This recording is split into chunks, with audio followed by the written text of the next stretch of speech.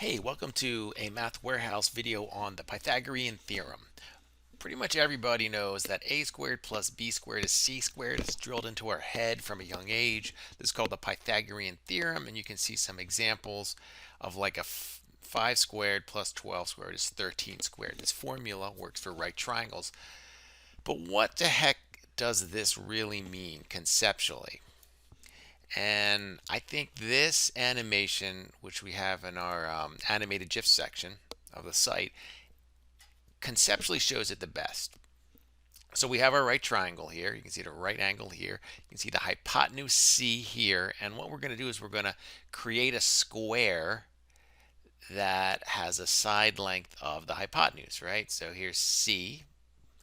And so this is also going to be C. So the area of this square is C squared.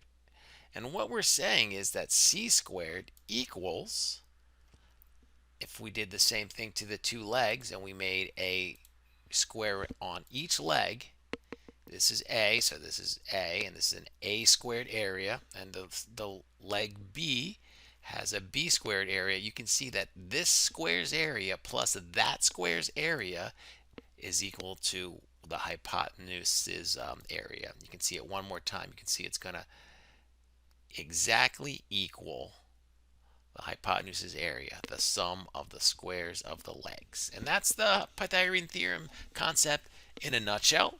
Check out the site for more animations, tutorials, games, and stuff like that. Thanks a lot. See you next time.